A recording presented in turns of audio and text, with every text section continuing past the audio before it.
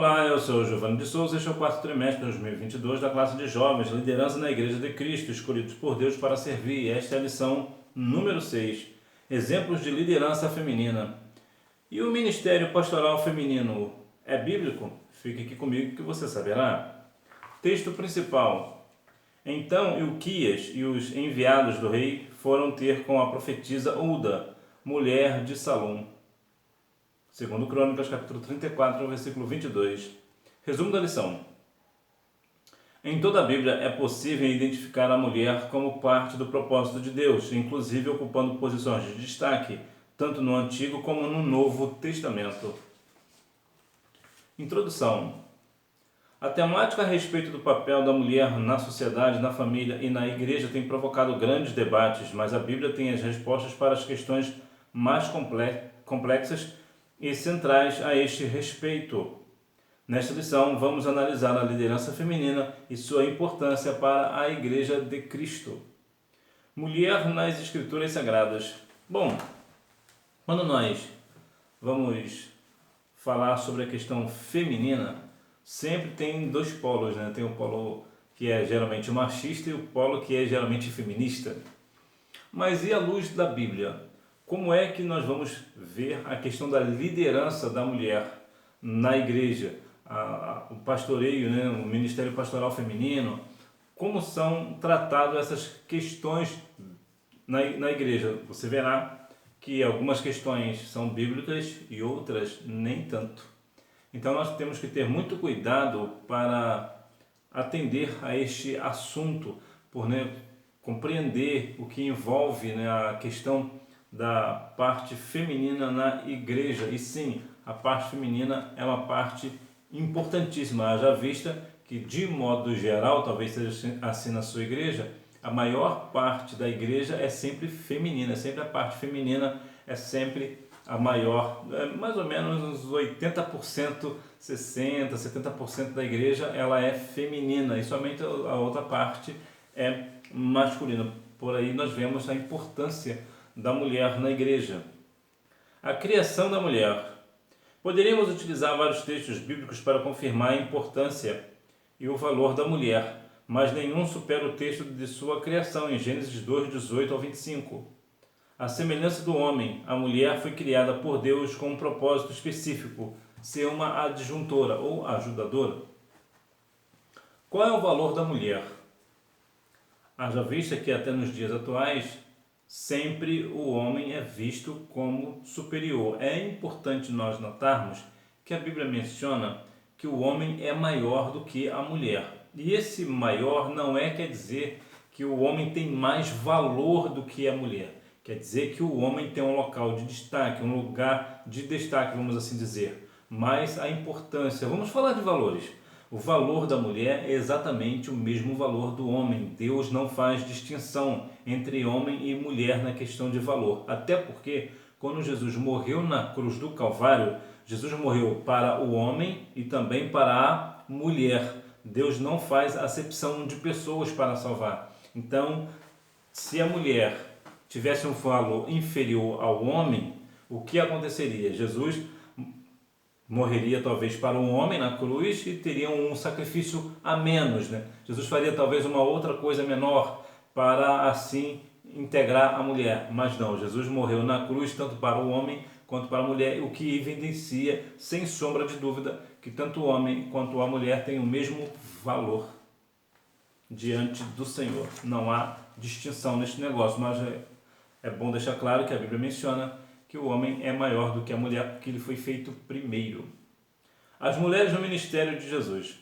Jesus foi gerado no ventre de uma mulher e teve todos os cuidados que uma criança precisa receber de uma mãe para que tenha um desenvolvimento saudável. Durante o ministério terreno dele, as mulheres tiveram uma participação especial. Jesus quebrou alguns paradigmas do seu tempo ao permitir que algumas mulheres o servissem com os seus bens. Jesus poderia, segundo a vontade de Deus, descer do céu e não precisar de uma mulher para gerá-lo. Ele poderia já chegar aqui já com um homem feito, vamos assim dizer. Entretanto, Deus agiu de uma forma, vamos dizer, humana. né? Jesus nasceu de uma mulher. Eu acho muito interessante essas questões bíblicas. Se porventura você conhece uma outra questão, aqui, por favor, deixe aqui nos comentários. Mas eu não conheço nenhum milagre relacionado à mulher de uma forma que não seja de esperançoso. Por exemplo, Jesus ressuscitou o filho da viúva de Naim. O que era isso? Era um milagre da vida, é um milagre de esperança. Por quê? Porque era a última esperança daquela mulher. Jesus veio através de uma mulher. Quem é Jesus? Jesus é a nossa esperança, a esperança de vida eterna. Ele é o caminho, a verdade e a vida. Então, sempre quando vem questões relativas de milagres envolvendo mulheres, de uma forma geral, é sempre em termos de vida. Lembra lá da mulher sunamita, né? Que teve o seu filho ressuscitado. Então, veja que todos, particularmente, eu não lembro de nenhum outro milagre envolvendo mulher que não seja algo esperançoso. A mulher do fluxo de sangue, ela estava ali há 12 anos padecendo daquela enfermidade, e Jesus acabou com aquela vida triste daquela mulher e deu para ela uma nova esperança, uma nova vida. Um milagre que deu a ela foi um milagre que acabou com aquele fluxo de sangue durante 12 anos. Então veja que o milagre, o ministério de Cristo, né, o mistério, na verdade, né, de Cristo com as mulheres é diferente. Deus usou homens como Moisés para abrir o Mar Vermelho, né, usou outras situações, né, o Josué para entrar na cidade de Jericó, mas, né, isso aí em questão militar, em questão de milagres grandiosos, mas para a mulher o milagre é diferente. Por quê? Simples, porque a mulher ela é mais esperançosa do que o homem. A mulher ela é mais sentimental do que o homem. Então, nada mais justo do que Jesus atender justamente esse requisito da mulher, né? Jesus vai ser o quê? Vai tratar a mulher como uma forma mais esperançosa, né? O papel da mulher. Deus, como Criador, ama, valoriza e se importa com a mulher. Entretanto, qual é o seu papel no plano divino? Segundo o texto bíblico de Gênesis 2,18, o Senhor afirmou: não é bom que o homem esteja só. Far-lhe-ei uma adjuntora que esteja como diante dele. A mulher é uma ajudadora do homem, e isso aqui em todos os aspectos, inclusive na questão do casamento, de filho. A mãe, né? A mãe é sempre aquela que ajuda os filhos, né? A esposa é aquela que ajuda o esposo, e assim sucessivamente. A mulher ela tem um papel fundamental na família, na igreja, na sociedade. Infelizmente, nós vivemos uma época, e acredito eu, que talvez isso nunca vá mudar, que a mulher, em sentido, até mesmo no sentido profissional, por exemplo, a mulher é sempre desvalorizada. E se porventura ela for uma mulher negra, aí ela ainda é menos valorizada ainda, infelizmente, na nossa sociedade. Infelizmente, temos essa dinâmica aqui no Brasil, não sei como é lá fora, mas aqui no Brasil, infelizmente, ainda sofremos. As mulheres, principalmente as mulheres, sofrem com isso. E nós sofremos também porque, por exemplo, se certamente a nossa mãe, a nossa irmã, a nossa sobrinha, né, a nossa esposa vai trabalhar, e se porventura ela for uma pessoa negra, por exemplo, ela vai ser menos valorizada do que as demais. E se ela for uma mulher, né, de cor mais clara, ela vai ser menos valorizada do que o homem, o que é uma pena, né? Todos nós somos iguais diante do Senhor, diante dos homens, mas infelizmente na questão da valorização em si, bem da verdade, na prática não é assim que funciona. Mas o papel da mulher sempre de ajudar ao homem, né? A mulher está sempre ali dando ali algumas dicas, vamos assim dizer, né? A mulher, o homem sai, talvez, até numa questão, naquelas questões simples, né? Talvez o homem vai sair tá um pouco torta a gravata, é a mulher que ajuda a colocar no lugar e coisas do tipo, e até mesmo das grandes situações, as grandes questões complicadíssimas, são sempre as mulheres que vai no ouvido do esposo ou vai no ouvido do filho: não faz assim não, é assim e assim. A mulher sempre tem uma visão diferente do homem.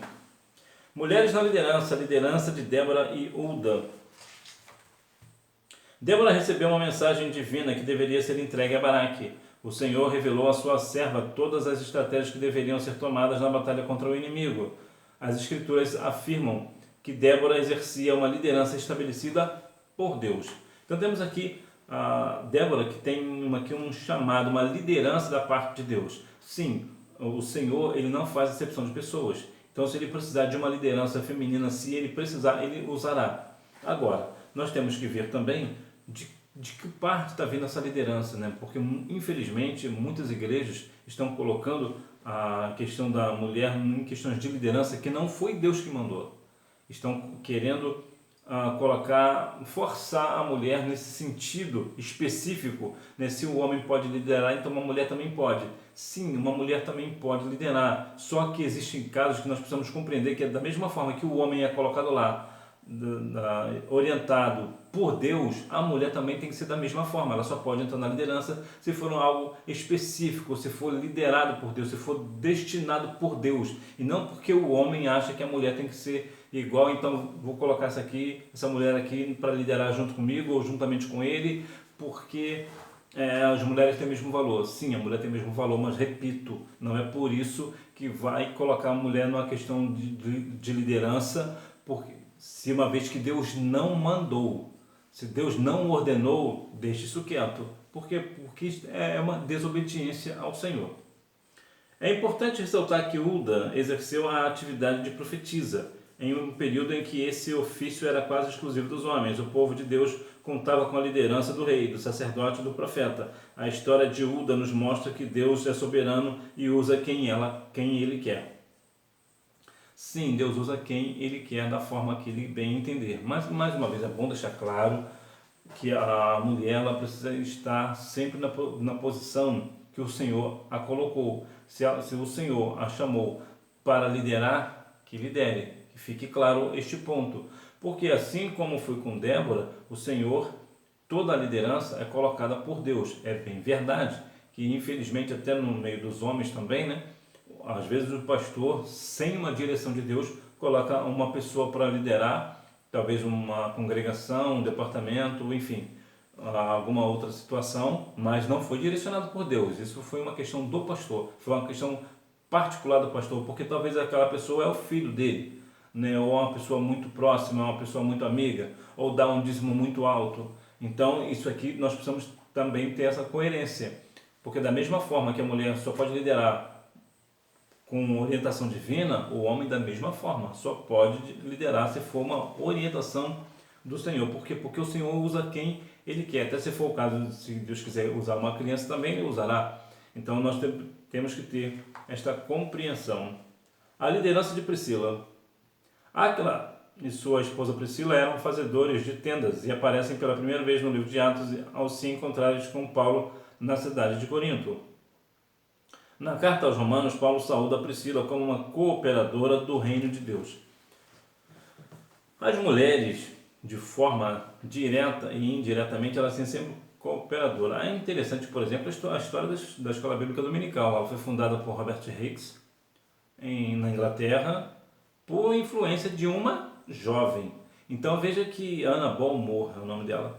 Então veja que em tudo a mulher ela é cooperadora, até mesmo na Escola Bíblica Dominical. Na classe de infantil, por exemplo, de modo geral, sempre as mulheres que estão na liderança ali das crianças. E você vê que a liderança é sempre bem vista. Eu, particularmente, quando era das crianças, todas as minhas professoras, sim, eram sempre mulheres, né? Tenho contato com todas elas até hoje, né? Tenho muito respeito e carinho por elas. Por quê? Porque me ensinaram o caminho de uma forma efetiva, de uma forma direta, assertiva, me mostrava o caminho. Então veja que a mulher, ela sempre é uma cooperadora do reino, né? Tendo em vista, se você for analisar a sua igreja, por exemplo, é muito provável que também seja assim. A maior parte das atividades são sempre feitas por elas. As mulheres são muito presentes, né? Nos cultos, né, de adoração, nos cultos de doutrina, na escola bíblica dominical e, paz, meus senhores, até nos cultos dos varões, dá mais varoa do que varão. Então você vê como é a cooperação da parte feminina. A liderança de Lídia.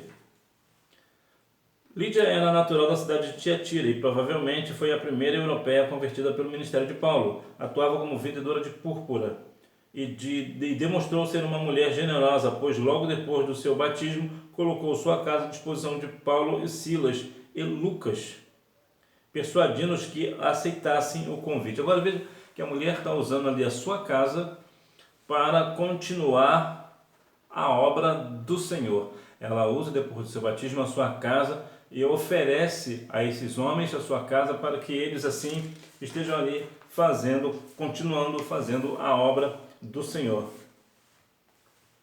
Uma resposta ao feminismo. A desafiadora realidade do feminismo. O movimento ideológico conhecido como feminismo teve influência direta do marxismo, cuja ênfase é da desconstrução da família tradicional, sob o argumento de que esse modelo promove a opressão da mulher. Não promove a opressão da mulher. Por quê? Porque se nós formos observarmos a questão bíblica, o Senhor, ele nos direciona e também direciona a mulher. Nós devemos ter cautela no falar, principalmente com elas, que são a parte mais delicada, mas nós também devemos ser firmes a certos pontos. Por quê? Porque quando se fala de questão da mulher, a mulher, de modo geral, não é que ela não sirva, não possa trabalhar fora, por exemplo, não é esse o ponto, mas o ideal é que a mulher fique em casa cuidando dos seus filhos, criando seus filhos para que assim os filhos tenham uma boa educação.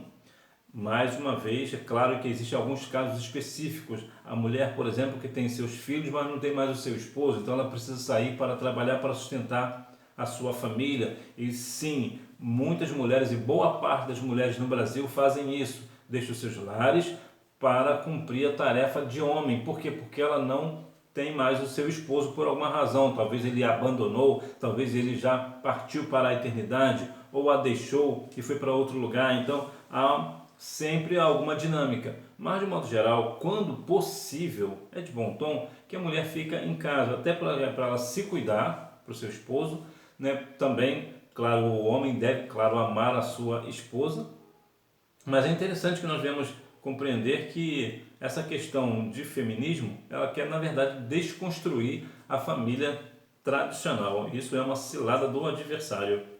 Uma resposta bíblica.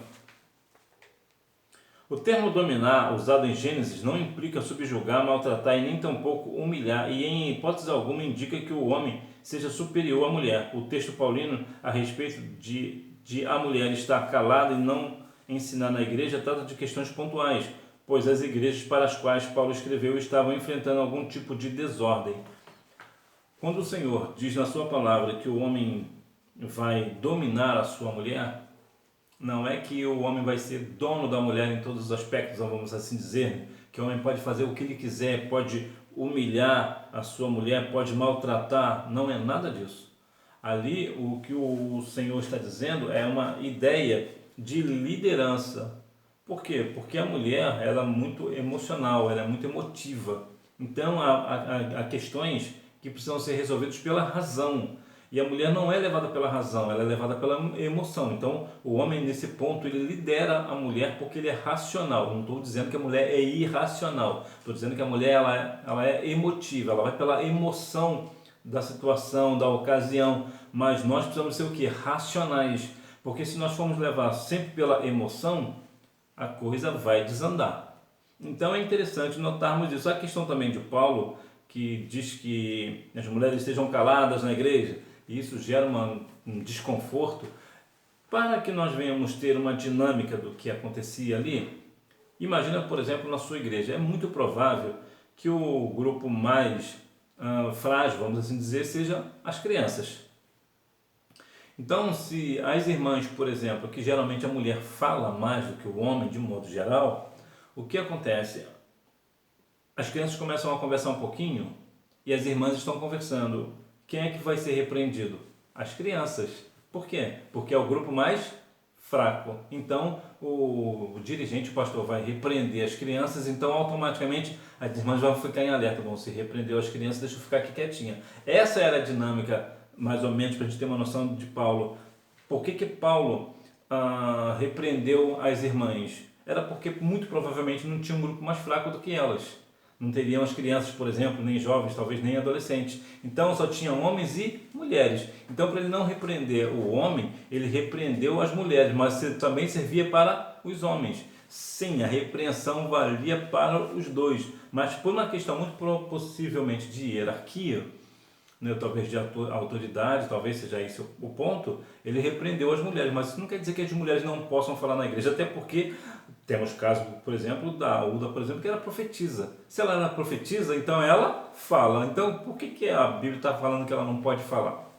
E aqui ela é profetisa. Então veja que aqui não era uma questão que a mulher não pode profetizar ou a mulher não possa falar, são questões pontuais.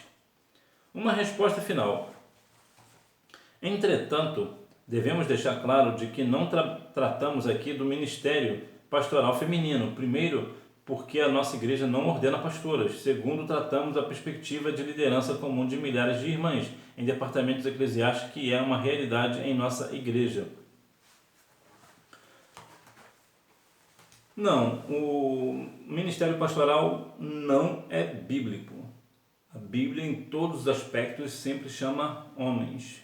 Eram 12 tribos de 12 homens, 12 apóstolos, 12 homens, né? Então eram sempre homens.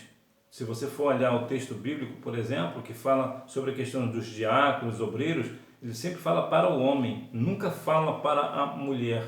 Então, o ministério pastoral feminino não é bíblico, mas há que se dizer também, se na igreja também não tem homem para assumir, então que deixa as mulheres assumirem, né?